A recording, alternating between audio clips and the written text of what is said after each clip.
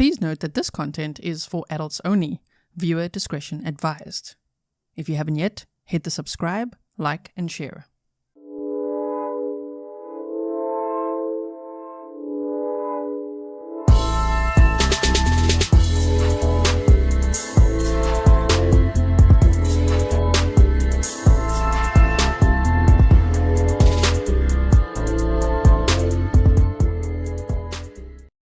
Hello everyone and welcome back to another live stream with me, Grizzly K. This is Grizzly True Crime, and today this case takes us to North Carolina to a camp for troubled youth.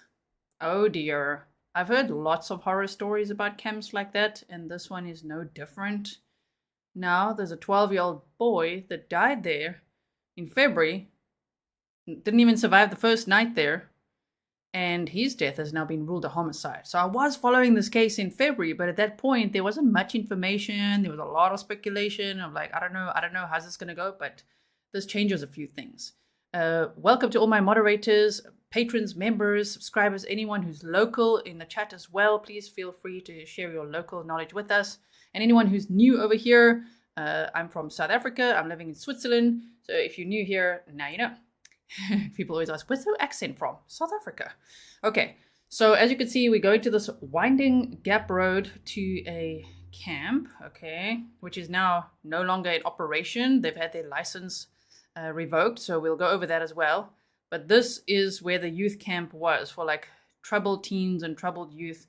We're going to go over everything in a moment. But the other thing is that while this one might have had their license pulled, the owners also own multiple other camps, and that worries me because if they've pulled their license to operate for one, does it affect the others? There's another one here on Sundance Lake Road as well, so that's scary, right? Misty says, my sister lives there. Okay, your sister lives in North Carolina or like very close to the area or what? Okay. By the way, I saw before the live stream started, a lot of people were curious. There were quite a few in the chat saying, is this the same camp where Ruby Frankie sent her son to? No, it's not the same camp. That one was called Anasazi Wilderness Camp. So this one, it doesn't have the same name. This is Trails, Carolina.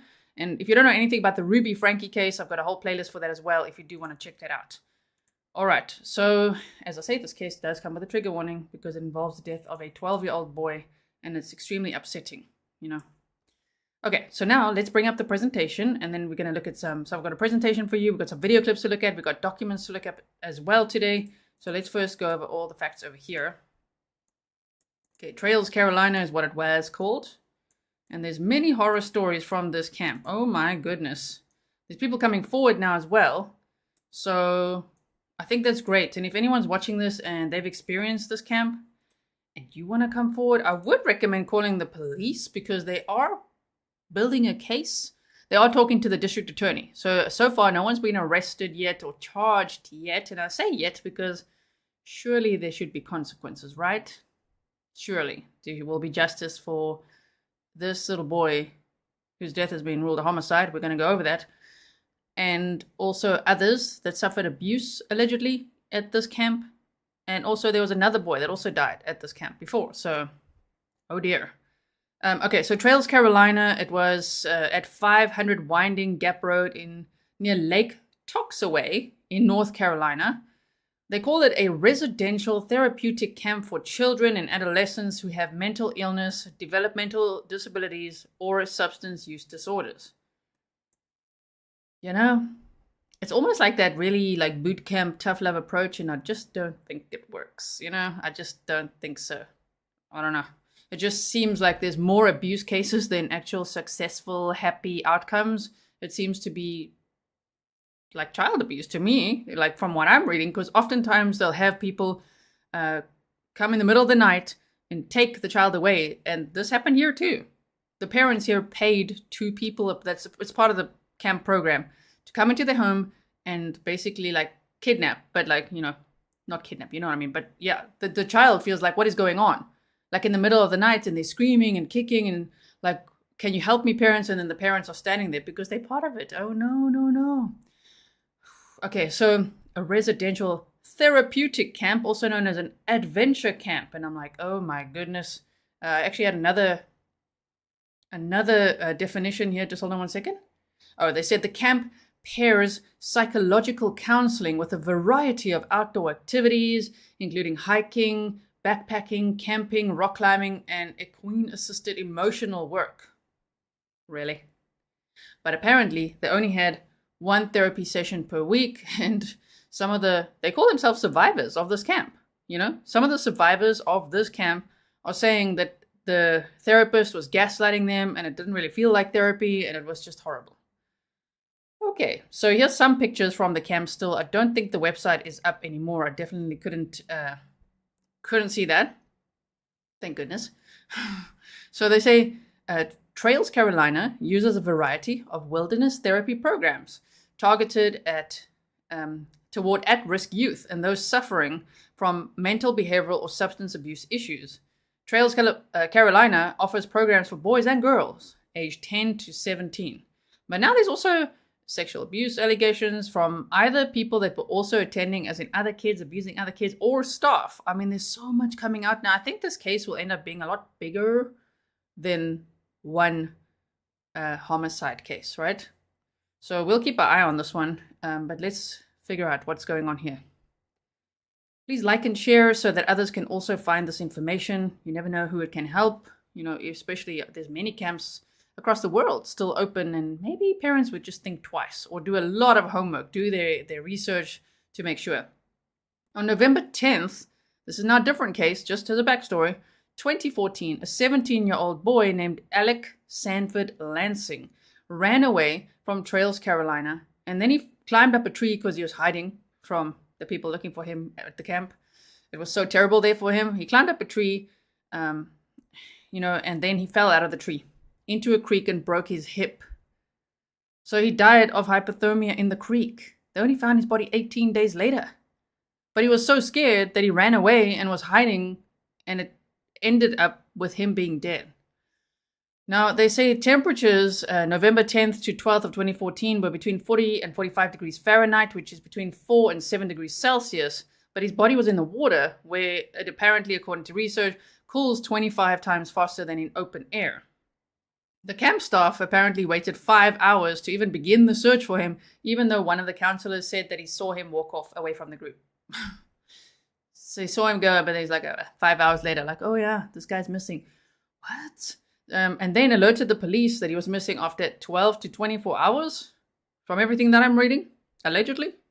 It took 18 days to locate his body, even though it wasn't very far from the camp either. Okay, so there were also 2 boys that had run away just 2 months before Alec had. They were aged 15 and 16. Now, they were found and arrested for breaking into unoccupied homes and stealing firearms and other items. So they were the ones arrested. Imagine being them, how that felt, to be running away from a place that feels so abusive and like a threat to your life. You're running away, you're breaking into some unoccupied cabin, you find firearms, and now you're trying to protect yourself. And then you get arrested for breaking in and having those firearms. You know what I mean? Like, okay, but why did they run away? Was that looked into? They did after Alec's death. That started the momentum to look into this place. And along the way, there were many legal battles. There were many cases, people coming forward, allegations, but nothing as big as now, because now there's been a homicide, right? So they said, the 2 boys ran away. Over the years, there have been many allegations about abuse at the camp and ongoing investigations. Obviously now a big ongoing investigation. So on February 3rd of 2024, this year, a 12-year-old boy was found deceased, where he was sent to sleep, which was less than 24 hours from his arrival at the camp. Now, I hope that I've redacted his name. Initially, I had his name in the description box and on my presentation, but then I was reading more into it, and his parents do not want his name to be publicized. And at first, I was thinking, is it because they don't want to be in trouble? Because they will publicize it. But I think it's to protect his siblings. So in order to protect his siblings, I'm not going to be saying his full name. His initials are CJH, okay? Debs in space said, tough love for mental health treatment. I protest as a psych nurse. Right? Like, if this camp is saying we are perfect for kids that struggle with their mental health or substance abuse disorders or whatever, like bring them here, and then they have this tough love boot camp approach. I mean, that's terrible. That's the opposite of what they need. They need love and care and guidance and help, actual mental health assistance, right? So, also heavy metal rehab said the world is so scary, you can't even trust sending your child to camp. This is not a regular school camp though. This is like a camp for troubled teens or for troubled youth.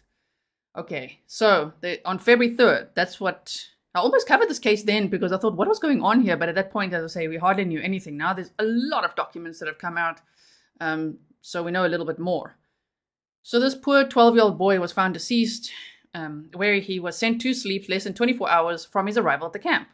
Local DSS staff were on site the following day, but Trails Carolina prevented access to the camp's children until February 6th because DSS actually wanted to remove all the kids to say, whoa, there's a big problem here. Let's just remove them all for now while things are being investigated.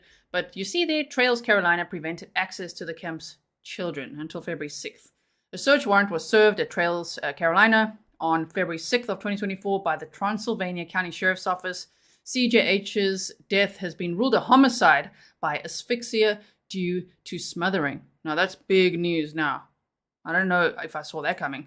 So they say, note, since his death, the camp is permanently closed and has lost its license to operate. They actually lost their license in May of 2024, which took a few months, right? So what really happened between February 3rd and May, you might ask? Because that's where my brain went, like, wait a minute, what? So I'm going to tell you now. And Nomfik, nice to see you. Said, hello, Grizzly family. Good to see you all, especially you. Nice to see you. Happy Grizzlyversary as well. So between February and May, before their license was revoked, they actually were given guidelines to follow, where they had to cease new admissions and discontinue the use of bivvy bags. We're going to go over that. Require at least one staff member to remain awake while one or more children are asleep. Like the staff who were in the cabin where the decedent resided cannot return to the cabin or campsites. All kinds of rules, as you can see. So for a little bit there, they drew up some bullet-pointed rules and boundaries of how they were to operate while the investigation continued. Okay, so then the Department of Health and Human Services determined that the organization failed to provide protection from harm, abuse, neglect, or exploitation. Other violations reportedly included the use of strip searches, like as in they made even little boys and girls strip when they arrived there, like take off your clothes and then like squat and cough. What? I mean, some of the kids speak out, you know. Well, some of them are grown up now, but they are speaking to the media and saying they were really taken aback. Like, what, you want me to do what now? I mean, it's not prison. They're treating them like prisoners. Oh my goodness. So other violations included the use of strip searches, issues with medication disbursement, and improper training for staff on the use of restraints. All right. Insomni Owl says, I live in NC. Welcome to you. Yes. I hope it fears says strip. Strip. Like as if you've just arrived in prison. Like take off your clothes, squat and cough. Like what are they doing? Oh my word. This is just causing so much more trauma. It was causing so much more trauma, right?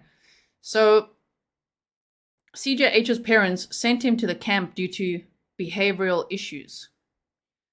The cost of this camp is approximately $10,000 to $30,000 per month, allegedly. That's what one of the experts on the Nancy Grace show a couple of months ago said. $10,000 to $30,000 per month, because I was wondering, how much does this cost? And the kids usually stay for approximately 3 months. So this place was making coin out of these kids. It's so bad. You know, they probably want to they're kind of applying like an army mentality almost, you know, like break them down to build them back up, make them like squat and cough and do all kinds of things, weird things. Heather, thank you for being a member for 1 year. You said Pride Grizzly and Patron, keep up the great work, Gisela. Thank you. So CJH struggled with ADHD, anxiety, migraines, and had a hard time making friends. I do not know how that equals, you know what? We're going to send him to this camp for troubled youth. Troubled! Oh dear. Okay, his parents paid for 2 strangers, so transporters basically, to escort him from his home in New York to Trails, Carolina, right? So I just really want to see something. Oh, yeah. Okay. So why are people asking if the stream is delayed? We're good, right? Okay. So now we get to the probable cause affidavit. I know it's a little bit small. Let me actually zoom in a little bit here. Okay.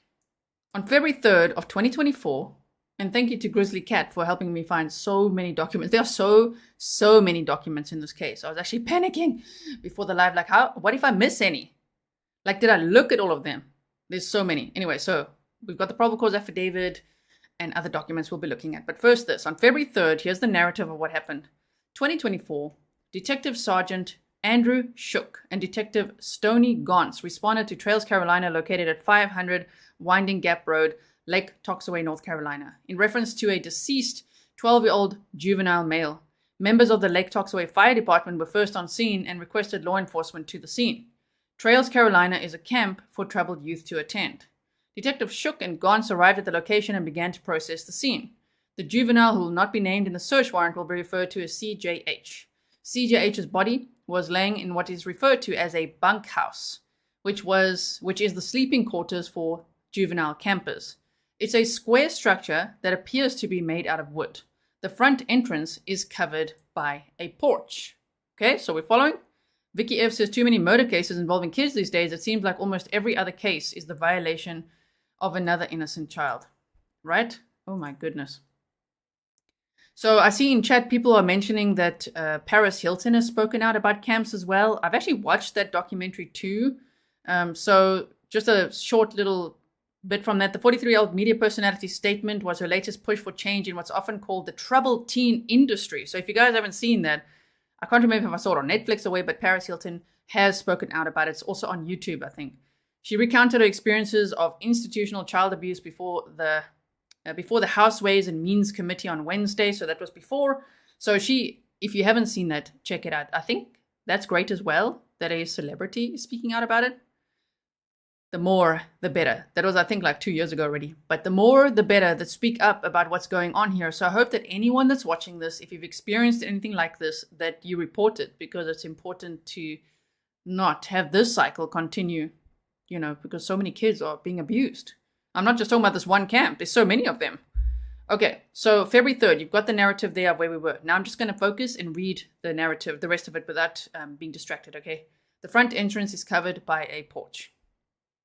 All right. Upon entering the structure, they observed CJH laying on the floor of the bunkhouse on a mat. The body was in rigor mortis at this time and was cold to the touch. CJH was laying on his back with his arms on his chest and his knees bent upwards towards the sky. He was wearing a red hoodie as well as a blue shirt underneath. He also had a CPR mask covering his face. CJH is a white male with brown hair. He was not wearing any pants or underwear. Now that was like, what to me? But then his dad said he normally sleeps like that. So it's more like an orange flag, because I'm like, what? Okay. So his pants and underwear were laying next to his right shoulder. During interviews, camp counselors were asked how his pants got into this position, and they do not know. CJH had lividity settled into his back when he was examined by Detective Shook and Gauntz. They also noted possible petechial located in the lips and possible eyes. They noted an extended vein on his neck and possible bruising around the eye. These are all red flags. Once they rolled the body, CJH began to foam at the mouth. That's not normal in the situation. So then they say, which could have indicated that it ingested some sort of poison. But then again, his toxicology report doesn't say that. The autopsy doesn't say that, so maybe that's just what they were speculating in the beginning, but still, it's quite strange. Medical examiner Anthony Messer was requested to the scene to examine the body. He determined that it would be a medical examiner's case and to transport the body to the morgue so that it can be taken for autopsy. There were more examinations done with CJH at the morgue, which was documented by Anthony Messer as well as Detective Gauntz and Shook. Detective Shook interviewed Jackson Riley Hunt at the Transylvania County Sheriff's Office located in Brevard, North Carolina. During this interview, it was revealed that Mr. Hunt is one of the counselors for the camp. He explained to Detective Shook that CJH had been at Trails, Carolina for less than 24 hours. CJH had refused to eat dinner at the camp when he was brought in. It was described that he was loud and irate when he first arrived at the camp. Wouldn't you be? Wouldn't you be? Anyway, okay, so they make it like it's like bad behavior, but you just took him against his will, right? Sherry says foam at lungs, not getting blood. Ooh, so scary. So they said Mr. Hunt said that he had calmed down later in the evening and ate some of the snacks that they provided. Oh my goodness. So deputies responded at approximately 8:10 a.m. on February 3rd of 2024. And it was like just after 7 a.m. where the camp staff said that they checked on him and realized that he was cold to the touch, and the rigor mortis had set in, which basically says that he died a lot earlier than what their account is. At least like 6 to 8, normally 6 to 12 hours. So, and they're just like, no, they checked on him at 3 a.m. and 6 a.m. No, not 6 a.m. Not 6 a.m. if that's how he was found at 7 a.m. Okay. So Mr. Hunt then explained, on the right-hand side is this bivvy. Okay. So Mr. Hunt then explained CJH's sleeping arrangements. He described that CJH would have to sleep on the floor of the bunkhouse. The base layer of it is a heavy-duty plastic. Wait. Sleep on the floor of the bunkhouse. Yeah, the base layer of this bivvy is a heavy-duty plastic that is cut approximately 6 feet and tied on each end with a string. On top of this is a sleeping bivvy, which is considered a small tent. One side is collapsed and the other side is held up by a flex pole. So it's kind of like a small tent shaped like a sleeping bag that you could even put a sleeping bag in, and it's waterproof. That's the point of a bivvy, right? Because I had to look up all of this. Like, what is it? Michelle Cap said, why not spend that amount of money on private counseling for your child instead of shipping them off like that? I know, right? Okay, so inside of this bivvy is where the sleeping bag is placed, and CJH would have to sleep like this on the first night per protocol of Trails, Carolina. On the zipper of this bivvy is a small alarm apparatus that is triggered to go off any time someone tries to exit the bivvy. This device was covered by green tape and was seized along with other items CJH was sleeping in. Mr. Hunt described how at approximately 12 to 12:30 a.m., CJH began to experience a panic attack. Him and another counselor stood along the wall while CJH was experiencing panic and high anxiety. Mr. Hunt did not mention if he or other counselors attempted to assist CJH with any easement during his anxiety attack. Mr. Hunt also mentioned that CJH could exit the bivvy at any time, but when he described any interaction with CJH, he kept stating we would open or close the bivvy. Mr. Hunt also explained that CJH was checked in at 12 a.m. He was checked on at 12 a.m., 3 a.m., and 6 a.m. Well, that's a lie. And was found dead at 7:45 a.m. 7:45! And you saying that the detectives were out there at like 8:15-ish? And at 7:45, look, they say 7:45, he was cold to the touch and stiff. Okay, well, now we got to back it up. Minimum 6, but like 8 to 12 hours. You know what I mean? Again, sorry to say, but a bunch of dumbasses saying that, just like, oh yeah, no, he was cold and stiff. Well, then you didn't check on him at 3 and 6, right? Time for change. Thanks for being a member for 11 months. Okay, so Detective Gonson Shook attempted to gain information on the other 4 juveniles that were in the bunkhouse along with CJH when he died. That's disturbing too. Imagine them. Trails Carolina staff refused to allow us to speak with any juveniles on site as well as see any of them. They also refused to give out any of the juveniles' names or dates of births or any other information as well. Transylvania County Department of Social Services attempted to check on the welfare of the children as well and were met with the same refusal by any and all Trails Carolina staff. DSS was provided with first names of the juveniles, but nothing else. When they attempted to ascertain the whereabouts of these juveniles, they refused to disclose the locations of them. So they don't want those other four to talk at all. Trails Carolina has multiple locations throughout the United States of America. Other known locations at this time are that Sundance Lake one that I was showing you, Sky Valley Camp Road, Hendersonville, North Carolina, and another location in South Carolina. Oh my goodness. Okay. The bivvy was torn along the inner mesh panel. So staff at Trails Carolina defied protocol, and because this was torn, probably from other use, they secured the 12-year-old into the bivvy using the weather-resistant door panel instead, which is not made from a breathable material. Around 11 p.m., the autopsy notes that the boy was let out of the bivvy after he was seen moving around and making noise. That would be the panic attack. He was permitted to sleep outside of the bivvy, but was soon placed back inside, which was protocol. He was seen moving 1 to 2 hours after being put back inside the secured bivvy, but stopped moving shortly after, which was around 1 a.m. That's more like it, that timeline, right? That timeline. He died probably shortly after that. Counselors overseeing him could not check on him because of the bivvy's opaque outer panel, preventing them from potentially noticing a problem and helping him before it was too late. Yeah, so then you didn't actually check on him at 3 and 6, right? Okay. Oh, was it also Wednesday this week? Oh, June said Paris also spoke of on Wednesday this week. Okay, great. Excellent. I'm glad she's still speaking about it. And now we're speaking about it. So make sure you like and share so that others can also learn about this and also speak about it, right? Okay, so he had mild bruising on his legs and swelling of the brain. The autopsy report said that there were no signs of trauma or sexual assault. He was found without pants, but his father told investigators that his son frequently slept that way. There was also no evidence of a drug overdose or any natural causes that could have led to his death.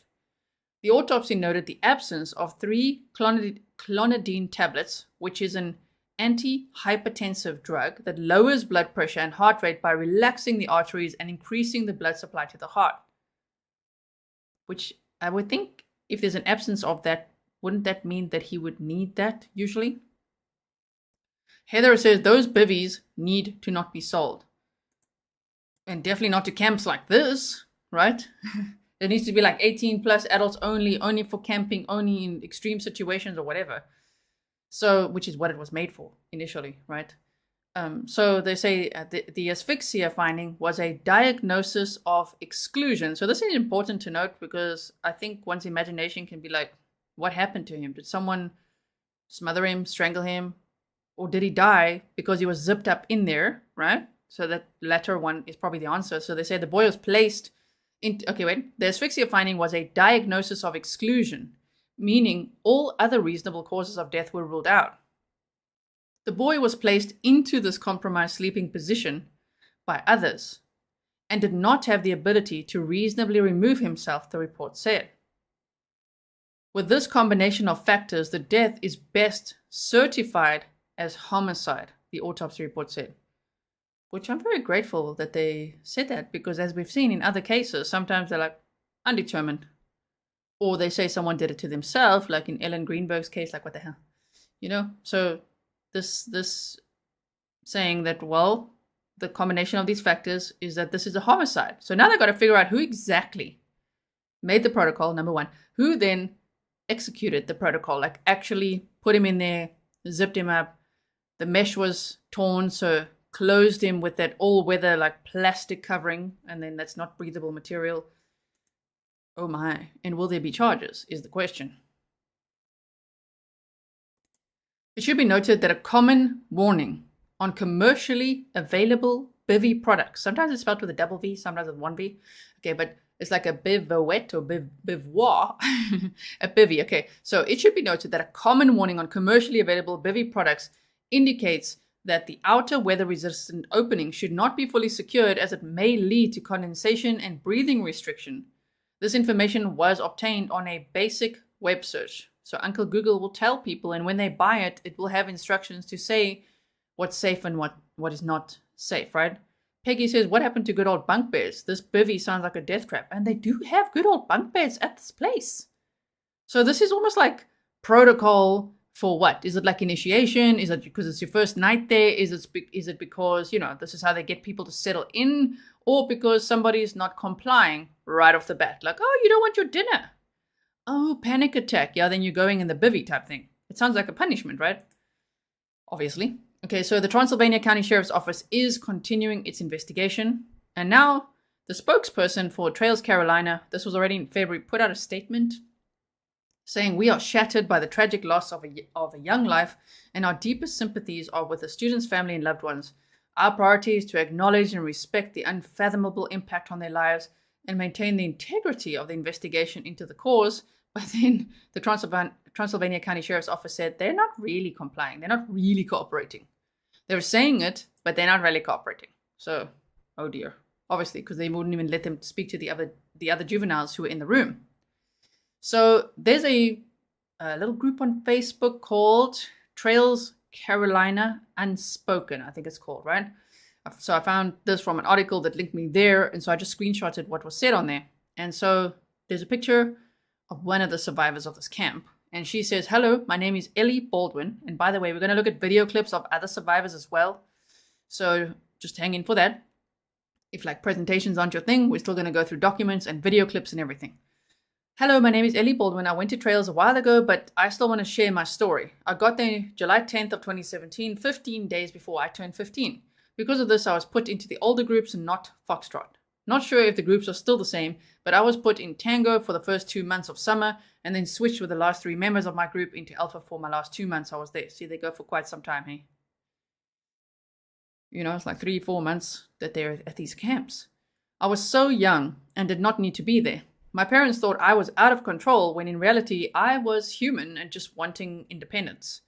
Trails was one of the most traumatizing things in my lifetime, and even my mom regrets sending me there to this day. I even hiked in Panthertown through Hurricane Irma, which was ballistic to me, that they would make us do that. They made the kids hike through a hurricane. I still have scars on my knuckles from striking the rock when trying to make a fire for over 30 minutes with charred cloth that didn't work and water leaking into the pit every 10 seconds. We had to make 2 different moats and continuously dump billies of water, I guess that's buckets of water, to the side. Eventually the staff had to use their propane. There was also 2 other hurricanes, but I can't remember their names. One was on my last full day there. Lol. Also, given my age and how small I am, the small pack did not fit me and ended up giving me bruises down my spine and gashes on the back of my pelvis. Because of this, the camp actually ordered me an Osprey pack. I heard after I left that I was a big talk in other groups for that. I also struggled with the diets and making men on meals and drinking my water. Moral of the story is that place resides in my nightmares, and I would never wish my worst enemy there. It was prison. And then she said, side note to the picture, the girls in my group woke me up with happy birthday and made this while I was still sleeping. So thankful for all my lifelong friends I made there. Okay. So Dana said Clonopin and Clonidine. I said Clonidine are 2 different meds. I'm on a Clonidine patch for blood pressure. And this is the one that they described. There was an absence of Clonidine, and it is described as like blood pressure medication. So I'm not too sure why they say there was an absence of it. It tells me that maybe he was meant to take that, right? Okay, so there's that survivor story as well. Just a preview, of course, of what we might hear. So what now? What happens now? Well, the Transylvania County Sheriff's Office, which has been conducting a criminal investigation into the boy's death, said it is reviewing the autopsy report and will discuss it with the local district attorney. Now, I'm hoping that coverage like this, which obviously now makes it international coverage. I'm obviously South African in Switzerland, and we have a lot of international audience members here, so now we're all aware of it. You know what I mean? I hope this gives a push to be like, oh yeah, there's many people paying attention. I hope that they do speak to the district attorney, and I hope that whoever needs to be held accountable will be. Because that's just unacceptable. It's terrible. It's child abuse. It's, as they say, homicide. They basically put him in a coffin. It's torture. It's terrible. So they say they're reviewing it, and we'll discuss it with the local district attorney. While no arrests have been made, investigators do have suspects, Detective John C. Nicholson told the media. Okay. Well, you got a couple of suspects there. Okay, good. So they're still looking at it. And of course, as I say, 2 days ago, it was released that the autopsy and toxicology and all these reports have now come out, and they say his death has been ruled a homicide. So that changes a lot.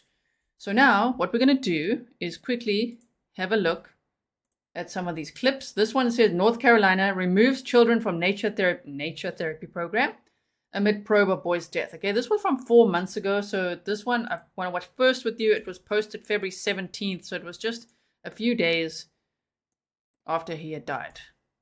All right, so let's do it like this. Therapy camp in North Carolina under investigation after the death of a 12-year-old boy who was staying at the camp.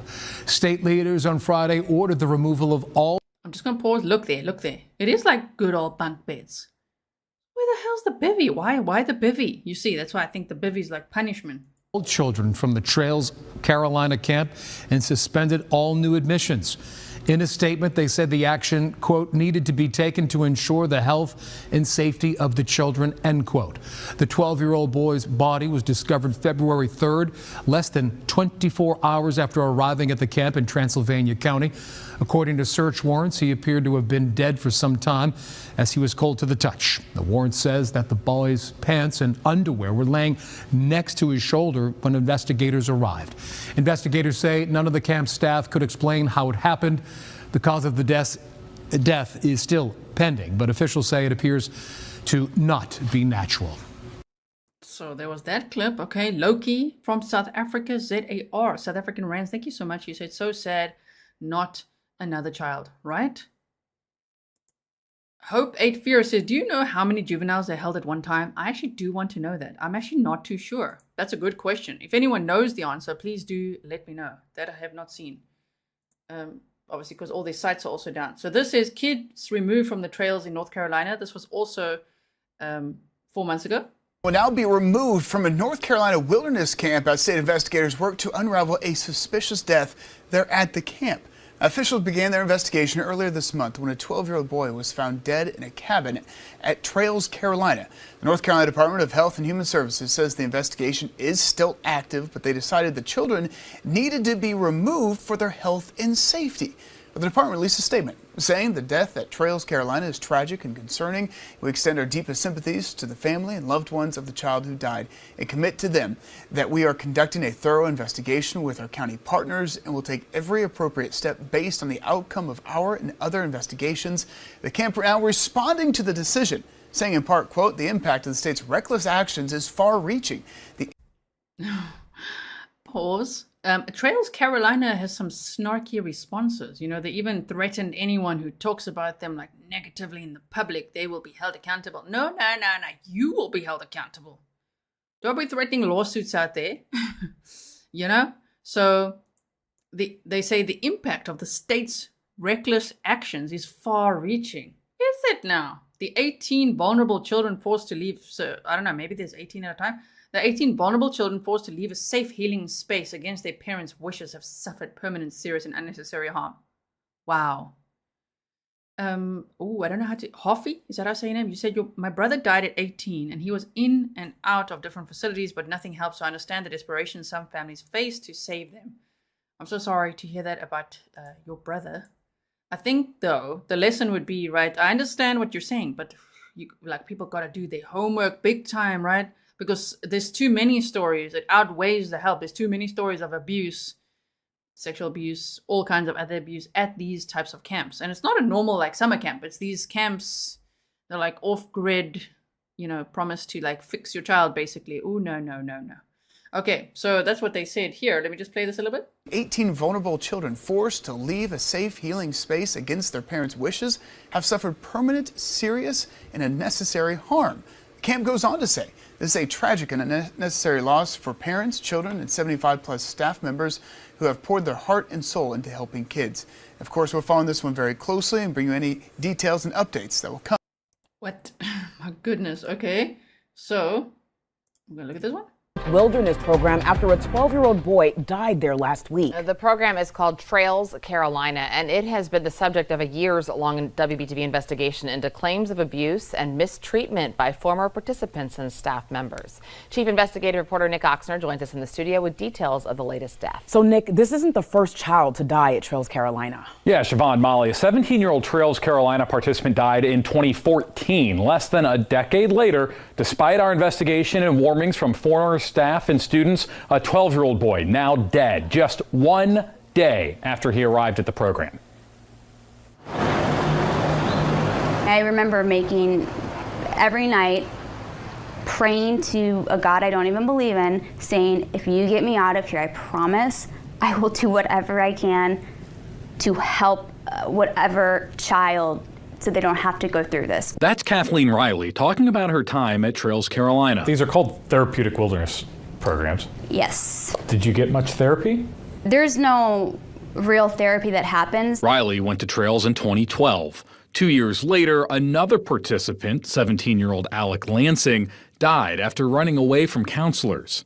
Now the program's facing new scrutiny after a 12-year-old boy died just 1 day after arriving. This release from the Transylvania County Sheriff says staff called 911 after the boy was unresponsive. The sheriff says an autopsy found his death was not natural, but there aren't yet more details. How surprised were you when you heard another child died at Trails Carolina? Quick pause. Now, of course, we've got new details. This is still from February, okay, 4 months ago. We now know that his death has been ruled a homicide.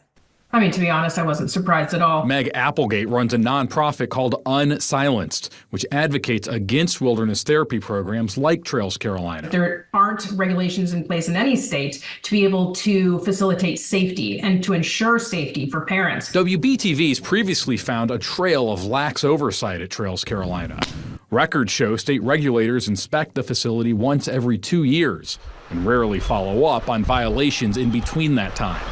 In a statement Thursday, a spokeswoman for the NC Department of Health and Human Services said staff has been on site in recent days and, quote, takes seriously our role to investigate all complaints, including this tragic death at Trails Carolina. I hope that this is a wake-up call for North Carolina. I hope it really lets legislators know that change has to happen in order to keep the youth of North Carolina safe. A spokeswoman for Trails Carolina sent a statement Thursday saying in part, quote, a young person's life was tragically lost. Our priority since that day has been to acknowledge and respect the unfathomable impact on this family's life. Parents are expecting safety, they're expecting treatment, however, they're not receiving that, and youth who are leaving these facilities are calling themselves survivors. And for any health system in the world, that isn't something that you would expect to see.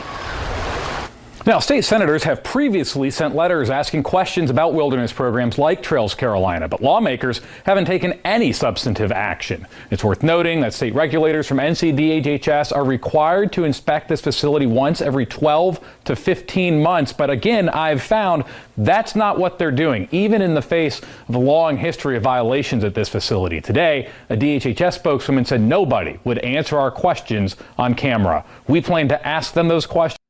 Yes, ask the questions. Oh my goodness. So what they just mentioned there was this unsilenced program. It's called unsilenced.org, the voice of youth rights. So they say join us or donate. They talk about survivors over here as well.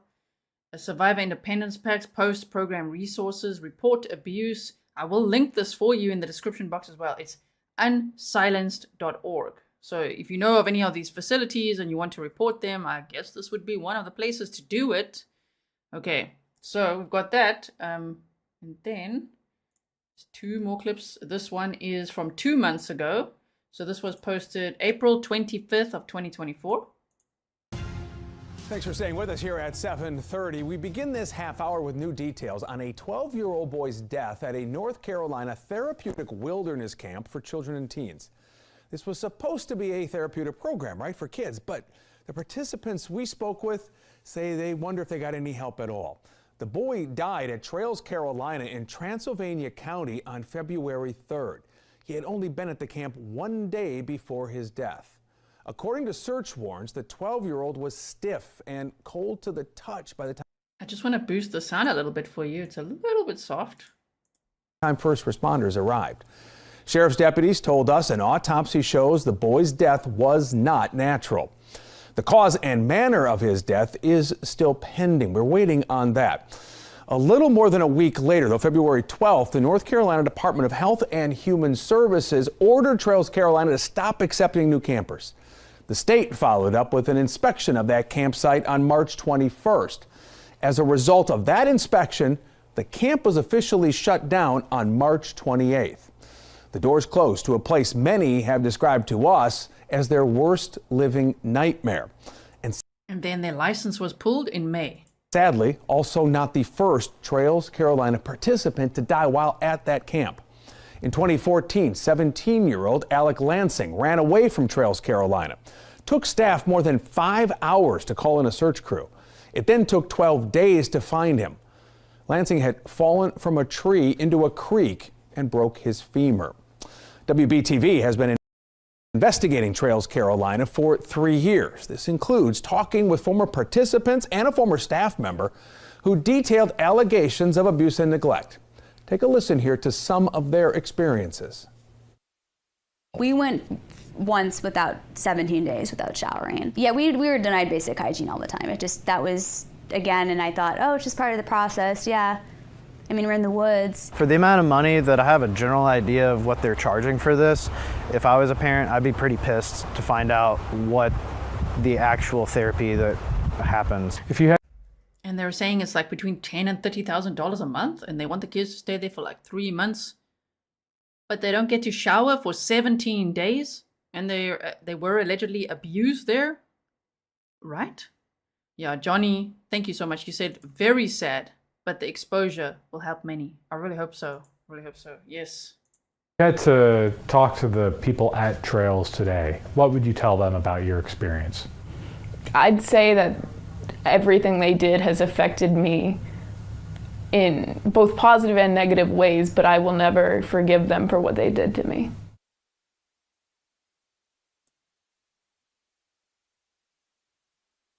WBTV's chief investigative reporter Nick Oxner joins us here in studio. A lot to unpack with the new information coming out today.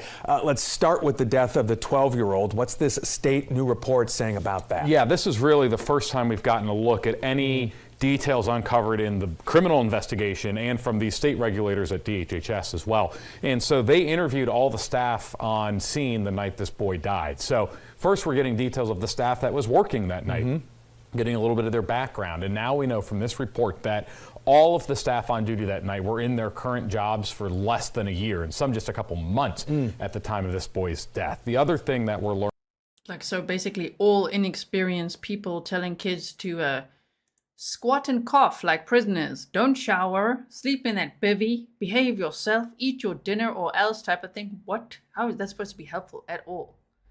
You know, if it's like a nurturing, loving camp, I know you get some of those, but I would be so worried about all these camps in general. But I know that there are good ones out there that might actually be therapeutic, where kids can actually work with horses and nature and all kinds of things and, you know, find some peace. But like, this is not that. This is the opposite of that. Learning are a little more details surrounding whether or not the boy was checked on throughout the evening. Remember, he was found at 7:50 in the morning, basically dead, unresponsive. So the question had been, did the staff check on him like they said they did? And the one staff member responsible for directly checking on him, according to this state report that's summarizing a criminal interview, that staff member acknowledged she did not check on him as thoroughly as he was supposed to inside this kind of bivvy sack. And some people don't know what that is, right? That's like a big sleeping bag that kind of covers you at night. Yeah. Where basically you don't need a tent, right? You could be sleeping outdoors. It's kind of like a mini tent almost. Yeah, there you go. Is Trails Carolina responding to any of this? They saying anything? Yeah, so they responded specifically to the state investigation. Okay. That's how this process works. And so in response to the state investigation, they went through a number, point by point to all of the different deficiencies and outlined new plans of how they would do things differently in response to the points from the state. I wonder how old these people were, right? Kelly says they have 75 plus employees versus 19 kids. I wonder, like, how many kids? Is that just for one group that they took them all out, or is it everyone? I don't know, but it doesn't sound like experienced people, and I'd be shocked to find out. Imagine if they're all like quite young. I don't know. And doing what? And what are their backgrounds, you know? Things like including some of the points were that they weren't properly administering medications with proper doctor orders or information. They said they would improve that. But when we get down to you know, the two critical things here in the death of this boy, which is the staff was asleep throughout the night that he, you know, was in the bivy sack and ultimately died. Trail said they would now have a staff member awake throughout the night. They also said they'd stop using bivy sacks and what we've talked about previously in this program called the burrito, where you're kind of folded into a tarp and a staff member sleeps on top of you. But they said they'd stop doing both of those things. Yes, they call that like a burrito method, where if they're not in the bivy, or sometimes they describe it as like putting the kid in a bivy and then still putting a tarp around it. And another one, I think it's coming up, described, sorry, I've got lots of things pinned there for you. I think it's in the next clip. How they would like roll you in a tarp. Oh my word. Okay. So then they call it like a burrito. Oh my goodness. As well. But let's keep in mind right now, currently Trails is shut down. And so this is if they're allowed to reopen. So these are teens, young adults, right, who are in need of some sort of mental health therapy, right? Is there evidence they were even getting some of that help through these programs? Yeah, so we've now spoken with at least a half dozen former participants at Trails Carolina. And every interview that I do with former participants, I ask, very simple question, did you get much therapy at Trails Carolina? Right. And the answer typically is no, not a lot. What it seems pretty clear to me is participants get 50 minutes to an hour of therapy once a week at this therapeutic wilderness program. I know you're still asking questions, right? Yes, absolutely. A therapeutic, I'm putting air quotes in if someone's just listening and not watching, therapeutic wilderness program. But they hardly get any therapy, not allowed to shower, and it just sounds like a terrible boot camp, right? Okay, so let's listen to this one here. Through a list in my head of like the ways that I was treated that could have caused his death. Vic Mitterando went to Trails Carolina for 3 months in 2017 and 2018. He's speaking out now in the wake of the 12-year-old boy who died during his first night at the camp. A search warrant filed by criminal investigators described how the boy had to sleep that night in a bivy bag strung up on a thick piece of plastic with an alarm that would go off if he moved. It's a slightly different version of a contraption Mitterando and other former campers have described having to sleep in themselves, called a burrito. You read maybe the details of the contraption that they said he was sleeping in. Did it sound like the burrito to you? Yeah, the restrictive component of it was the same, yeah. I remember I was on burrito for 2 weeks, and I remember not being able to sleep because I could not move. I could not breathe very well. What? For 2 weeks? It was just kind of like a cocoon. What's going through your mind as you're laying in this contraption? A lot of it is like, what did I do to deserve this? We would lay on a tarp, and then they'd wrap it over us, restraining us from any movement. So you can't move? I'm like, you had to stay like this the whole time. For the whole night? And as you're laying there, that can't be comfortable. What's going through your mind? Well, at that point for me, I just didn't understand by the people that were my role models in my life, like my parents. I just didn't understand why would any parent send their kid here. This 14-year-old girl, whose parents asked we not use her name, went to Trails Carolina in 2022. When I heard about the death at Trails, it hurt me a lot more than I thought it would, because my first reaction was I made it out, but he didn't. The Transylvania County Sheriff's Office said the medical examiner has ruled the 12-year-old boy's death as unnatural, but no cause of death has been announced. These are kids.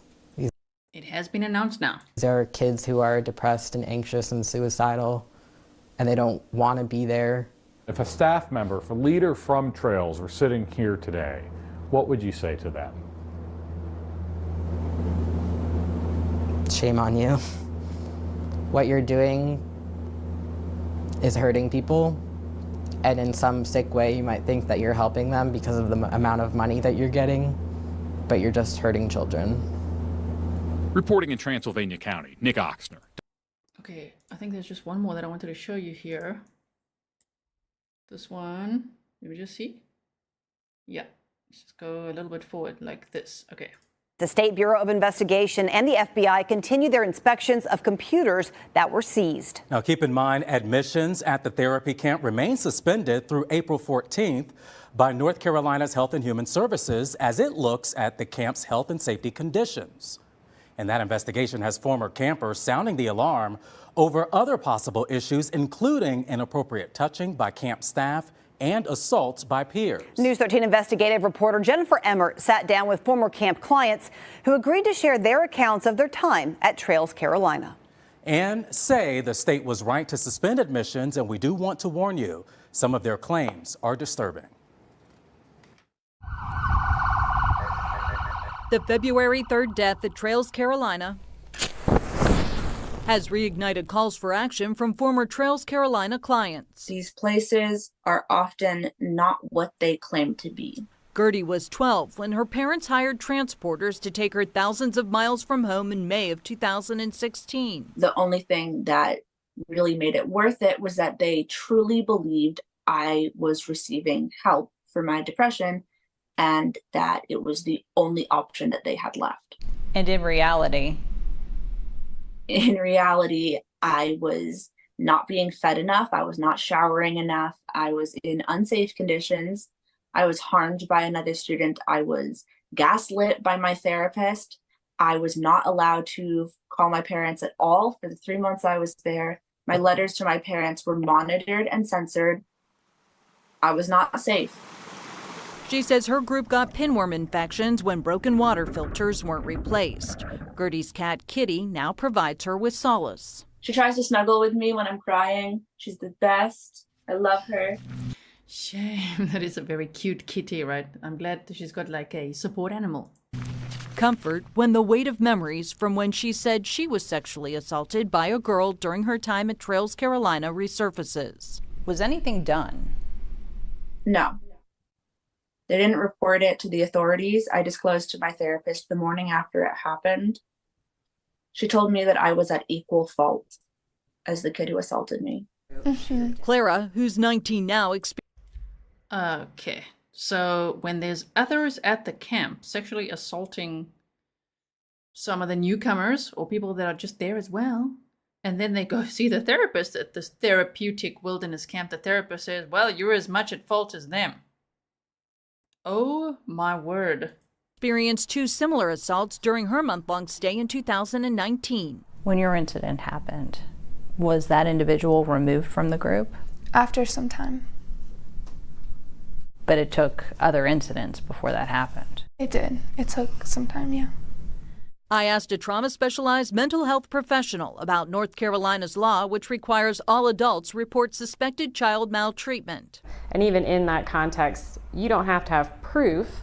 You really just need to have enough just cause to say, I believe this child is being maltreated. And at that point, making the call to the Department of Social Services or Child Protective Services. Civil complaints claim Trails deceptively withheld the abuse despite obligations to report it. Trails Carolina denied claims. The warrants in the 12-year-old's death describe a restraint system using heavy plastic and a sleeping bivvy with an alarm.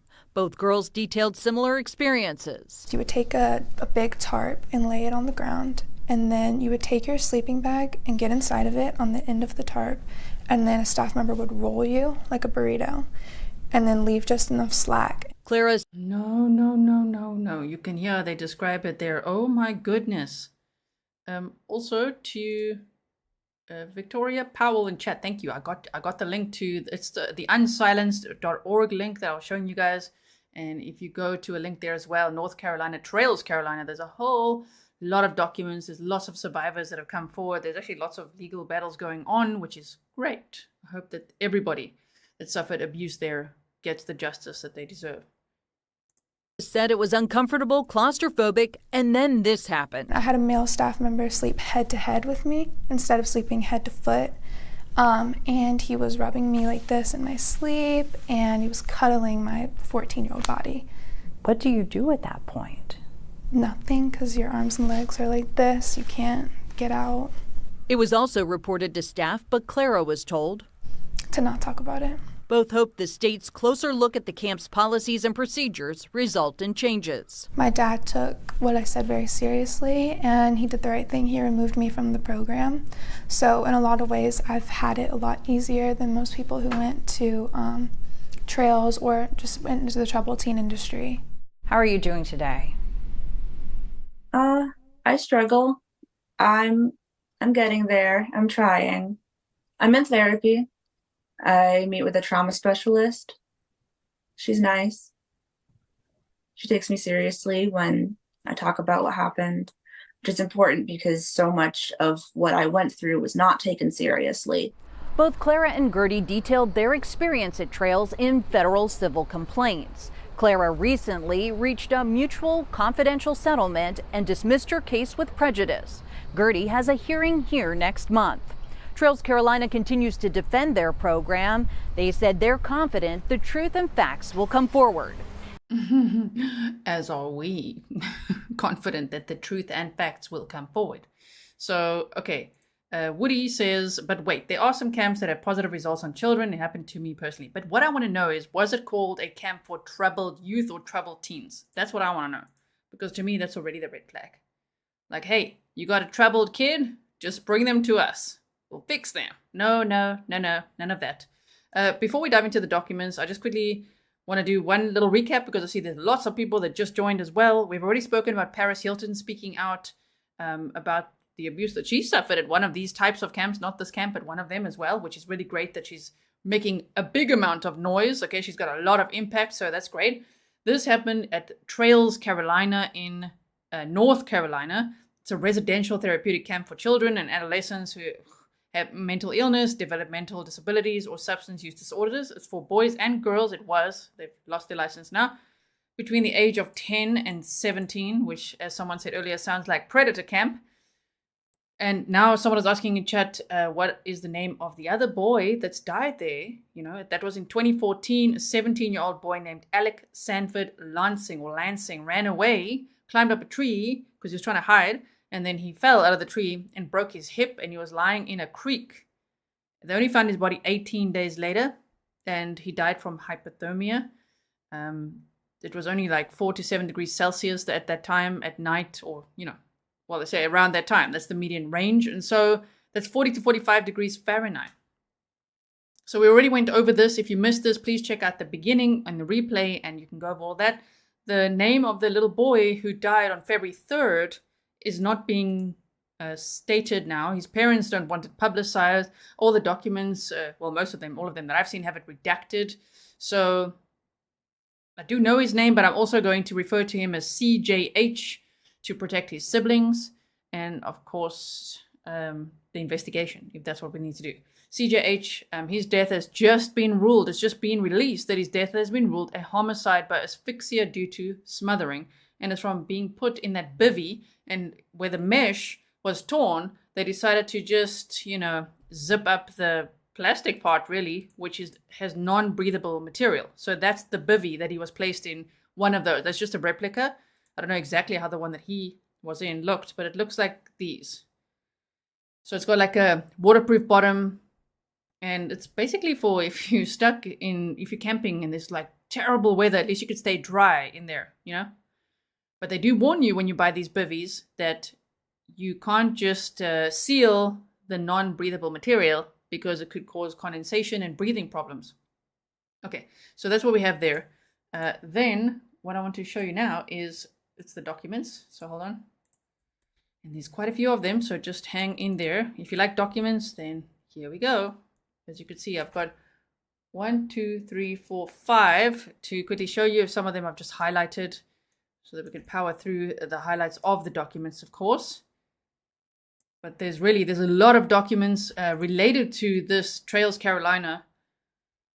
So many people have come forward. So many people have, tried to sue Trails Carolina, and there's a big investigation going on. So I think it will end up being a much bigger case than one can even imagine right now, which I'm glad. I hope they all get justice, right? Cece said, I'm sick to my stomach. Burrito? Sounds like they weren't allowed to legally use constraints, so they did this instead. I know, right? Phenomenal said targeting vulnerable kids for a reason. These kids are also often unfortunately disregarded as unreliable witnesses too. Right? And if the kids say, listen to their parents, like, when they survived this, it was really bad, like we were abused, the parents might be like, it's part of the program. Like, you know, if the parents were to justify, well, you didn't shower for 17 days, but you were out in nature, right? You were camping. It was great. You might not actually know like how bad it really is for these kids. So they say death investigation of 12-year-old minor. This was from February 3rd when it happened, right? Service date, February 3rd of 2024. And it's the Transylvania County Sheriff's Office press release. So I just wanted to read that to you. They said agencies involved was Transylvania County Sheriff's Office, the Transylvania County Department of Social Services, Child Protective Services, Lake Toxaway Fire and Rescue, Transylvania County EMS, North Carolina Medical Examiner's Office. Statement on 2/2/2024, and yes, MKO, I did. He died. Yes, he did. On 2/2, that was 2014. So go back to the beginning because we went over all of that. There were 2 boys that ran away. There was 1 boy that also died. There might even be other deaths that we don't even know of yet. Okay, on 2/2/2024, Friday, a 12-year-old male was transported per parents by 2 men from New York to Trails Carolina Camp at 500 Winding Gap Road, Lake Toxaway, North Carolina. The Department of Health and Human Services licensed the Trails Carolina Camp as a therapeutic camp. After intake, the 12-year-old was assigned to a cabin for lodging with other minors. There were 4 adult staff members from Trails Carolina Camp also assigned to the cabin. So like 4 people at minimum failed this boy right then and there that night. Okay, so at 8:10 a.m. on 2/03/2024, so that would be February the 3rd of 2024, Saturday, a call was made to the 911 center in reference to the 12-year-old male not breathing. Fire rescue personnel were dispatched along with deputies. According to camp staff, CPR efforts were made and a CPR mask was found at the scene. Upon arrival, rescue efforts were initiated and then stopped, as the child appeared to be deceased for some time. So they actually tried CPR, and then they realized, oh crap, he's been dead for a long time. There was already rigor mortis and he was cold to the touch. That's disturbing, right, for them as well, to be there like trying to save, and then they realize, wait, what? He's been dead for quite a while now. Oh my goodness. So they said deputies on scene requested investigative staff who arrived shortly after 9 a.m. to process the scene and collect evidence. The local medical examiner responded to the scene as well, and the 12-year-old was transported to the local hospital for a preliminary examination by the medical examiner. The child was sent for autopsy to Winston-Salem, as his death appeared suspicious since he had arrived at the camp less than 24 hours prior to his death. An autopsy was conducted on 02/06/2024, and the forensic pathologist conducting it stated to investigators that the death appeared to not be natural, but the manner and cause of death was still pending. Of course, it's now we know homicide by asphyxiation, smothering by asphyxiation, right, is what they say. So then they said on 2/6/2024, Tuesday, investigators applied for and were granted 2 search warrants for 2 separate locations of Trails Carolina Camp located in Transylvania County, which were served and executed simultaneously. And they wanted everything, all the electronics, all the things. It's like long documents. Okay, so we're not going to go over that now. Just know they wanted everything in that search warrant to really thoroughly investigate this place. One location was at base camp on 500 Winding Gap Road, Lake Toxaway, where the incident occurred, and the second was at another location, 618 Sundance Lake Road, in, how do we say this? It's like, is it, I don't know how to say this word, because I think it's said a fancy way. Is it like Piga? Is it Pisca? Is it Piga? I don't know. The reason for the second location at the Sundance Lake Road was that Trails Carolina Camp had moved the other juvenile campers from the cabin where the incident occurred to that location. They're like, okay, everybody, we're just going to transport you to another cabin of ours. What? Trails Carolina Camp has not completely cooperated with the investigation. The staff members who were assigned to the cabin where the incident occurred were reportedly placed on leave, according to Trails Carolina Camp. They're like, okay, you know those 4 staff members? Yeah, you can't talk to them because they're on leave. Okay. The investigation is continuing, and the report generated by the North Carolina Office of the Chief Medical Examiner may not be available for several months. Okay, and then they did make this, they did actually complete the autopsy, toxicology reports, everything, and that's now been made public. So This now was a media statement from the place, from Trails, Carolina. And they were just like, oh, Pisgah, you has a bright G. Okay, great. Pisgah. Okay, so Trails, Carolina, media statement on February 8th. They were not pleased with the negative publicity they were getting. So they said response to Transylvania County Sheriff's Office press release. They literally responding to the sheriff's office and to the state. They say a young person's life was tragically lost on February 3rd, 2024. Yeah, after you stuffed him in a bivvy. Okay? That's like burritoing all the kids, all the abuse allegations, everything else. Now you put this poor 12-year-old boy in a bivvy and sealed it because the mesh was torn and you don't want him to get out. Even though you say he can get out anytime he wants. That's a lie. Okay, so they say our priority since that day has been to acknowledge and respect the unfathomable impact on this family's life and maintain the integrity of the investigation into the cause. The family and his son deserve nothing less than a thorough, professional, fact-based investigation by law enforcement, other government agencies, and our program. Speculation before the full results of these investigations are available is harmful, counterproductive, and irresponsible. How about now? How about now, huh? Okay, those spreading information that is not true or misleading will be publicly identified and held accountable as we continue to communicate the facts and the truth. Oh, really? By making sure those staff are on leave and the other kids are like sent off to some other camp? Sure, they're being very responsible there. Okay, hold me back, everyone. My snark tank is filling up. So yeah, they said the Transylvania County Sheriff's Office press release distributed to the media on February 7th of 2024 does not present an accurate account of the facts, nor the current state of the investigation. Here are the facts. They were literally going to counteract what the Sheriff's Office said. 1. Trail staff initiated life-saving efforts. Yeah, right. And called EMS and the sheriff. Okay, we give them that. They did call EMS and the sheriff. And our staff have fully cooperated with local law enforcement's investigation, which the sheriff said no, they didn't, voluntarily presenting themselves for interviews.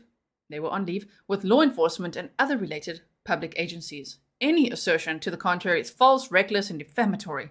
No other students were involved in any way, and all students were moved immediately so as to minimize the impact on them. Our students have cooperated to the extent authorized by their parents. Oh, you're going to blame the parents now. Nice. The orphan said, so glad to be part of something important like GTC, Grizzly True Crime. Thank you so much. And thanks for being a member for 9 months. Thank you all for being here to listen to this information. I hope that you will all share it as well so that more people can learn about it and hopefully make some noise, right? Because there's going to have to be some consequences here, big time. Thank you, the orphan. Really appreciate that. So they say Trails has not been made aware of any suspicious preliminary findings by the medical examiner. Again, I say, how about now? Conversations with detectives and public agency personnel, interviews with staff, and preliminary reports indicate that this was an accidental death. Well, now it's homicide. You know, this hindsight reading this it's pretty great, right? Just be like, no, it was just accidental. No. Okay, Trails has conducted an internal investigation of this incident, and the Trails facility has been investigated by outside professionals who are subject matter experts. Both investigations have concluded that there's no evidence that Trails failed to properly supervise. No, you didn't check on 3 and 6 in the morning. I just have to counteract some of the stuff they're saying. Okay, moving on. Okay, no evidence that Trails caused harm. Oh, really? Okay, sorry. And no evidence that conditions at Trails were unsafe or unhealthy. We heard about pinworms. We heard about not showering for 17 days. We heard about wrapping kids in tarps, having other staff members touch their bodies when they can't move their arms. Just to name a few. So as with most deaths outside, and this besides this homicide case, as with most deaths outside a medical facility, an autopsy is being performed by the North Carolina medical examiner, and while the final report has not yet been released, the preliminary findings do not suggest that there's any evidence of foul play. Again, how about now? That's right, Oblivious Benson. We did mention the Paris Hilton documentary. If anyone has not seen that yet, do go check that out. You said, I have a friend who was forced to go to a similar situation and they shut his down for all of the abuse that went down. So sad, right? Okay, so we continue to work with CPS to make the best decisions regarding staff. Okay, what about the kids? In the immediate term, speculation of any kind is inappropriate and disrespectful to the family. We ask that speculation cease and the family be allowed to grieve without further interference by those seeking to capitalize on a child's death in order. You're going to guilt trip everyone. Right, to capitalize on a child's death. No, that's you people. $10,000 to $30,000 a month to abuse kids for months on end. Allegedly. Kathy T said, I'm late, but just in time for some snark. Yeah, no, I can't help it. You said, I love me some snark. Thank you so much for all you do. Thank you so much, Kathy. Yeah, you're right on time. These people get me going. You know, when abusers, alleged abusers, are not, they just flip the script. You know, it's that Darvo thing we see. Deny, attack, reverse victim offender. Like, what? You people are inappropriate and trying to profit off these kids. No, that was you, literally your organization. Allegedly. Okay, so Trails Carolina media statement. This was now on February 6th. They said, we are shattered by the tragic loss of a young life, and our deepest sympathies are with the student's family and loved ones. Our priority is to acknowledge and respect the unfathomable impact on their lives and maintain the integrity of the investigation into this cause. There are few details available at this time, only that approximately 8 a.m. on February 3rd, staff called 911 when a 12-year-old student did not respond to attempts to wake him. The student who enrolled on Friday, February 2nd, could not be resuscitated by emergency personnel. We are cooperating fully with investigators, the sheriff said they're not, and have retained outside professionals to assist us in conducting our internal investigation. You mean lawyers? While we understand the need and value of keeping the public informed, am I going to get it? Am I going to get sued? I don't think so. Allegedly. Okay. While we understand the need and value of keeping the public informed, protecting the family, why are they speaking for the family? How about you don't speak for the grieving family? How about that? They're like, how dare you people just protect the family? They're protecting the family's privacy and the privacy and well-being of our students. You won't let them talk to the police, though. Okay. And staff is our primary concern. During this highly sensitive time, difficult time, please refer any queries directly to our media relations team. Oh, okay, Wendy. Trails Carolina background. Trails Carolina, I'm going to say, was a license, because their license has been revoked, was a licensed, accredited, and outcome-driven nature-based therapy program in Lake Toxaway, North Carolina. The program helps, I'm putting that in air quotes, adolescents aged 10 to 17 years old work through behavioral emotional difficulties, build trusting relationships with their family and peers, and achieve academic success. Right. Sounds like it by all the survivors we've heard from, and that's just a few. It's just a handful. Tip of the iceberg. So, Trails Carolina pairs psychological counseling, where they literally tell sexual abuse victims that you're as much at fault as your abuser. Okay, they pair psychological counseling with a variety of outdoor activities, including hiking, backpacking, camping, rock climbing, and equine-assisted emotional work. To support a successful transition home, students practice, refine, and gain confidence in their newly acquired skills through real-life exercises. Yeah. At the same time, like walking, hiking through hurricanes. Nice. Okay, real-life experiences. Almost died. Okay, at the same that's what that one said that we read about, in case someone didn't hear that and you're thinking, what is she saying now? Yeah, they had to hike through 3 hurricanes, one survivor said. The program was founded in, at the same time, family members work with a licensed therapist to develop skills that improve communication and support.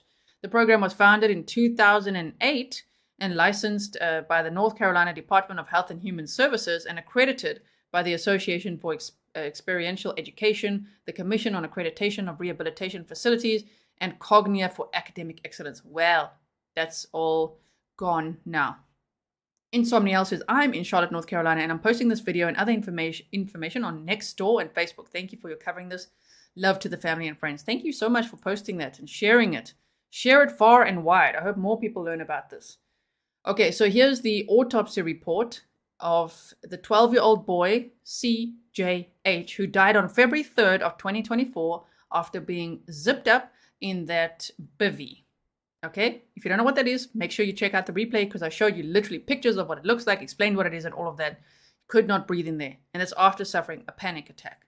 So I've just highlighted parts because, of course, it gets extremely morbid and actually a little bit, it's too much. I don't think we need to know all that much detail, about the autopsy, but what we do need to know, I've highlighted for you of these points, right? So summary of findings. The cause of death is asphyxia due to smothering. The manner of death is homicide. By the way, I'm not leaving information out for you. What I mean is, when they describe exactly how the tissue looked and felt in every organ and the weight of the organ, that's what I mean. Okay, so the cause of death is asphyxia due to smothering. The manner of death is homicide. No anatomic cause of death was determined at the time of autopsy. No significant natural disease was present to have caused or contributed to death.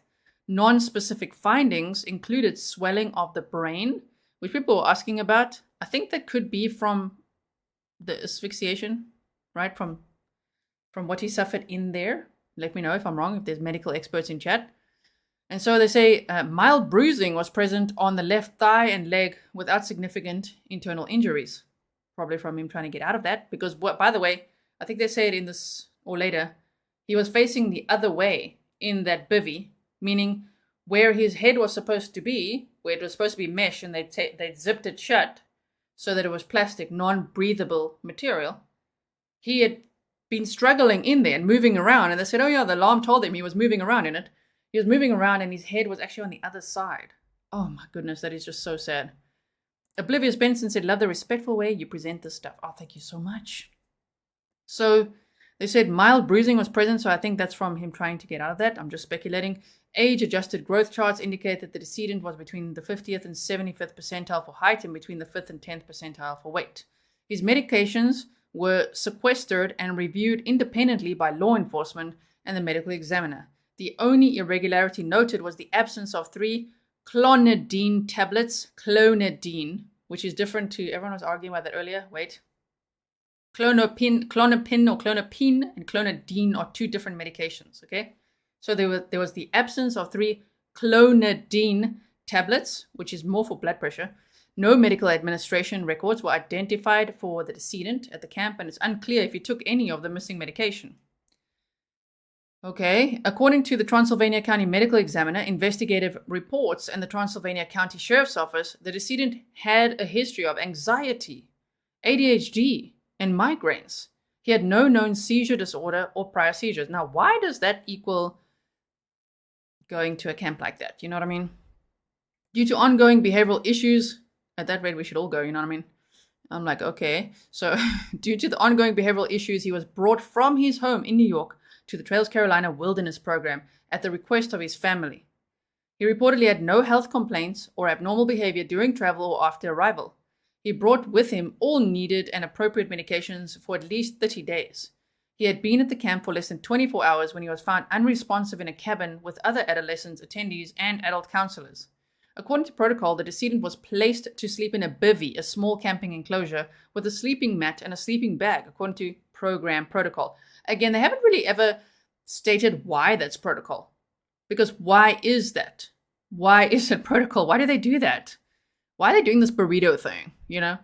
Wrapping people up in tarps and kids putting them in bivvies. So they say the program's protocol required the bivvy to be placed on top of a thick mill plastic sheet which was folded up the sides in the form of a canoe. The opening to the bivvy was then secured with an alarm device, such that if the occupant attempted to exit the bivvy, it would alarm and wake up the counselors in the cabin. Okay then. According to the investigative reports, the internal mesh bivvy door, which is normally used to secure the opening, was torn, and the outer weather-resistant door was instead used to secure the opening with the alarm device. Kerry said petechiae rash, pinprick microhemorrhages, brain swelling due to pressure during smothering and or strangulation. Yeah, that's what I thought. That is so sad. My goodness. Okay, hold on. Clonidine. Okay, so Crime Time Crochet says clonidine is used to treat ADHD. Good to know. Thank you so much. So that's what, there was an absence of him taking those 3 medications, right? And why, you know? Did they not want him to? Is that part of the program? Like, now you're going to go through a detox. Like, what? Okay, so they say the opening was secured in this alarm device, right? Based on multiple accounts and investigation, the decedent was placed to sleep in the bivvy without incident. Sometime around 2300, so 11 p.m., he was noted to be moving around and making noise in the bivvy, and counselors removed him at that time. He relaxed and fell to sleep outside the bivvy a short time later. Due to protocol, he was made to wake up. So he actually was taken out of the bivvy and then fell asleep. They could have just left him like that. He's sleeping. What's the problem? Then they're like, no. Due to protocol, he was made to wake up and re-enter the bivvy, at which time he was again secured with the alarm device. A counselor did note that he was moving around again about 1 to 2 hours after the initial incident, but stopped moving shortly after. Routine checks were performed throughout the night, but due to the outer opaque layer of the bivvy being closed, he could not be visualized. In the morning, the counselors attempted to wake him up, but noted he was not moving. Upon opening the bivvy, he was found to be turned around 180 degrees from the entrance, with his head at the enclosed end of the bivvy and his feet near the opening. Probably because he was trying to like kick it open or something, right? Thanks, Pistol Amy. Oh my goodness, that's so scary. He was also noted not to be wearing pants, which was a common practice for him at home. Like, was it though? Still wonder about that, but okay. Because they put him in it, so, and they zipped him in it, so ooh, that's like a big red flag there. Resuscitation was attempted by camp personnel while emergency medical providers were summoned. After emergency medical personnel arrived, it was determined that he was already beyond life-saving measures due to rigor mortis being present, indicating he had likely been dead for several hours. So then they said it should also be noted about this. We already read this. There's a common warning on these bivvy products, commonly commercial available ones, that you can't just zip up the weather-resistant opening. You got to use the mesh. Asphyxia due to smothering refers to death due to the inability to breathe in oxygen. In this case, due to covering the nose and mouth with a non-breathable material. It is a diagnosis of exclusion, meaning all other reasonable causes of death must be excluded and there needs to be sufficient evidence to support the asphyxia event occurred. Autopsy examination revealed no natural disease which could explain death. Toxicology testing also revealed no toxic levels of his prescription medications, over-the-counter medications, or common drugs of abuse. Therefore, all common natural and toxic causes of death were reasonably excluded. According to the investigation, the decedent was inside the bivvy but orientated opposite to the intended use, which would have allowed the waterproof material to fall onto his head and face. The outer waterproof opening was fully secured and closed with an audible alarm and could not be opened by the decedent, and the entire bivvy was also partially surrounded by a thick plastic sheet canoe under and on the sides of the bivvy. These support restriction of breathing due to these external factors. It's unclear if elevated temperature, hyperthermia, may have also played a role in death, since he was partially undressed and the way the sleeping area was constructed could have resulted in an increased environmental temperature.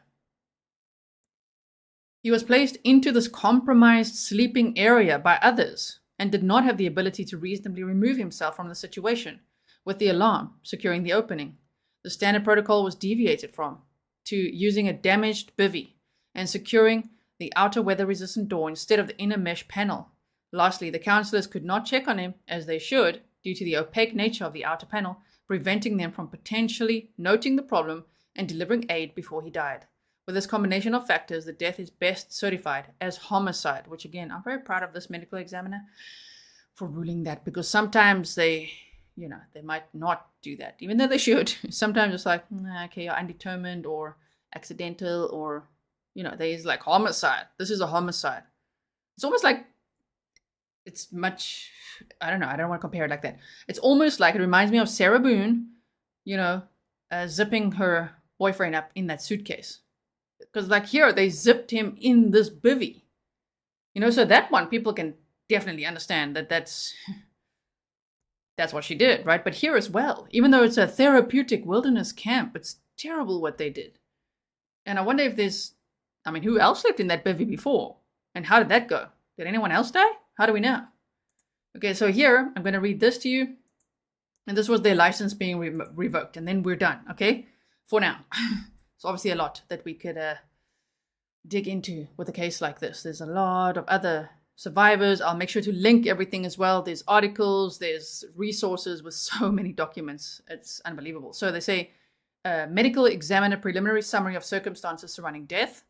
The decedent is a 12-year-old white male. On 2/2/24, he was escorted to a camp for behavioral and addiction problems by two gentlemen who were hired by the parents through an escort company where he was processed in.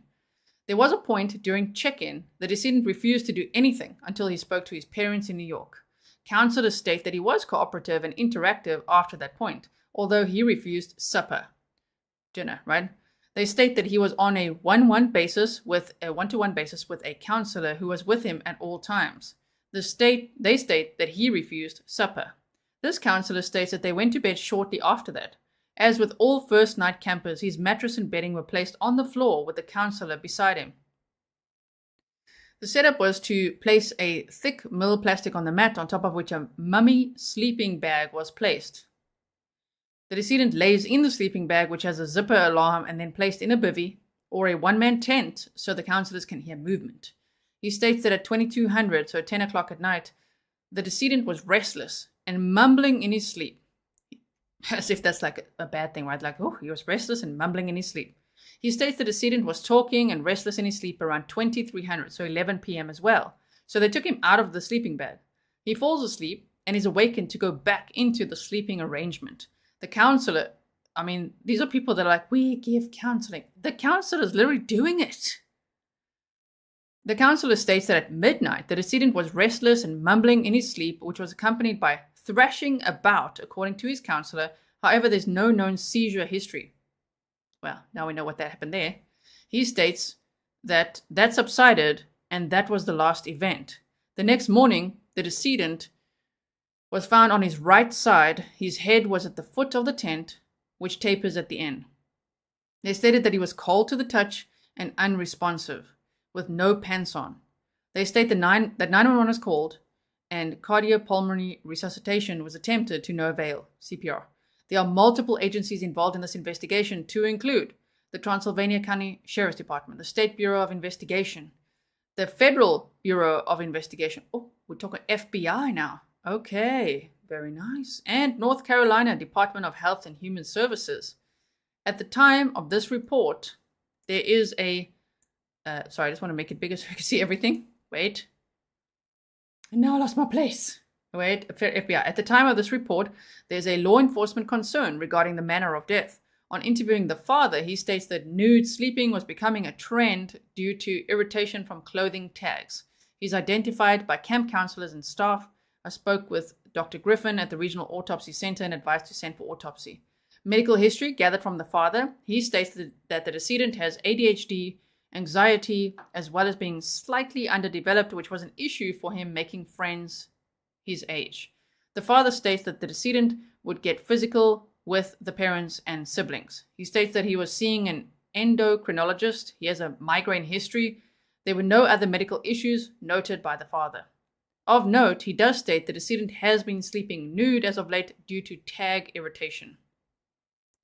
Social history gathered from the father. He states the decedent has 2 siblings and they all live in the home. He states that they have the typical sibling relationship. He has had social issues and has a very hard time making friends. There's no stated illicit drug history. The father states that there have been no, can't say that on YouTube, unaliving ideation. Self-deleting ideation. I think you guys know already why. It's not being ridiculous if we can't say those words. I wish we could just say it. I've already ranted about this.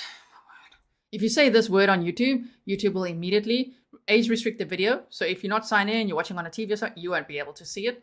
And then they send me an email saying, are you okay? Because everybody in your community and other content creators have reported that you mentioned this word. So are you okay? And I'm like, okay, bots. But like, wow, we want people to have this information. So I'm not even going to risk saying that word now, unfortunately.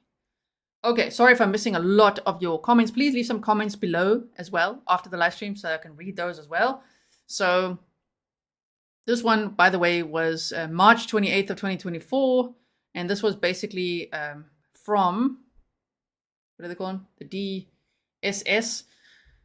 And so the Department of Health and Safety, they say, based on the findings of this agency from an annual complaint and follow-up survey completed on March 21st, it has been determined that Trails Carolina LLC has operated Trails Carolina in violation of North Carolina General Statute, the licensing rules for mental health, developmental disabilities, and substance abuse services, and they've got codes there, clients' rights for individuals with mental illness, developmental disabilities, or substance abuse issues. It's been determined that your facility's violations of the above statute endanger the health, safety, and welfare of clients in your facility. Therefore, the department intends to revoke your license. That must be quite validating for everyone who survived this camp to be like, see, in case maybe some of their parents didn't, you know, believe them or something, they're like, yeah, you see what I'm talking about? Caroline said tag irritation. You say seems like, I think it's more, it could be, I know that people who are on the autism spectrum often have sensory issues with tags and things like that. It can really annoy them a lot. So it could be something like that. I'm just speculating. I don't know. So they say, yeah, the license was revoked. Agency findings, the statutes and rules determined to be out of compliance for the March 21st, 2024 survey, and upon which this agency's decision is based or set out in the enclosed statement of deficiencies. The rule citations include, so general statute, additional rights in a 24-hour facility, medication requirements, incident response requirements for category A and B providers, protection from harm, abuse, neglect, or exploitation, and least restrictive alternative. And so that's what happened then. But by May, it was completely shut down. If you look it up now, it's like completely shut down, right? Also, how do I say your name? FSUMSW93 said, I live one town over and almost went to work for them. I'm a clinical social worker. Something gave me bad vibes, turned down the job offer. Well, your gut instinct served you right. Always trust your gut. So then CC, you said, yeah, about the burrito. And Kathleen says, maybe it's just me, but I've never heard of a 12-year-old sleeping naked. Right? To me, that's a big red flag. Even if the dad's like, no, that's how he sleeps, naked. I don't know, man. It's just, there's so much about this case that's obviously very disturbing. All right. So Michelle says, if you can afford 10,000, it's 10 to 30,000. It depends. Sometimes they say they charge 30,000 a month at this place. That's what they see. Like, how much can you pay? Let's say 30 and then negotiate them down. You know, if the parents want to pay less, okay, 10,000 a month, but 10 to 30 a month, you say you can afford a good personal therapist, right? Oh, this is just so horrible. So I'm glad I could bring this case to your attention. Thank you so much for being here and watching all of this with me, the presentation, all the clips that I wanted to show you, and then, of course, all these documents. There's so many more, as I say. Let me quickly show you what Victoria in chat had sent me, which was from this, they're called unsilenced.org. Look at all these survivor stories. It just says Trails, Carolina, right? Like here. I'm just giving you an example of just like how much is going on in this case. So much, it's huge. So Trails, Carolina, okay. And wilderness therapy, they say, because they're reporting it. Age range 10 to 17. Average length of stay is 12 weeks. Do they have a level of phase system? Yes, and there's the phone number. And so they're, I wonder if I could still open that. Couldn't find that. Yeah, I see it still says that. Anyway, so they say Trails Carolina search table. Like, just, this is DHS records. These are legal records. Wait, you can't see the side on the right? Look here. DHS records. Legal. Look at this. Ooh, they got a lot of lawsuits. Look at that. All these survivors coming forward now, and their parents, many of them. And look at that. It just, when I say a lot of documents, I'm not joking. Like, oh my goodness, it's so many. Look there, then they say news. Body found Saturday, missing, search for missing. This is in 2014. All the news articles are linked here as well. Program info. Then they say random is the category. This was Alec Lansing's obituary. Shame, man. That's the other boy that died in 2014 after trying to run away from this place. Okay, this is not opening right now. If it does, I'll go there. But I will link this for you so that you can go through this if you want to as well, because there's so much here. Look at all these reviews and everything. We're almost at the bottom of the page. Look there. Survivor stories. Just look how many there are. Look at this. Survivor stories. Oh my goodness. Now that this is exposed, I hope more camps like this will be exposed. If they are abusing children, they better be exposed. Okay, everyone. So, well, I guess now you know where I was yesterday.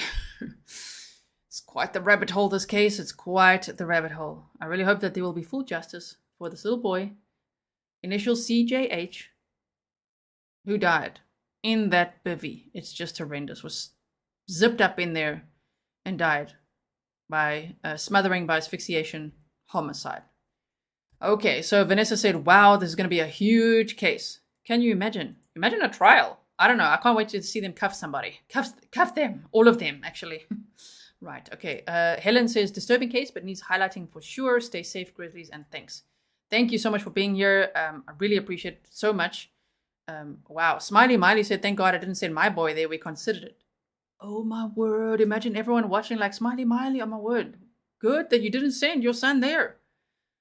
Imagine people that like dodged a bullet thinking, whoa, we almost sent our kids there. It sounded great. I'm sure they do market it in a way. It's marketing. It sounds great. Like wilderness, hiking, rock climbing, more like not showering, being wrapped like a burrito, what?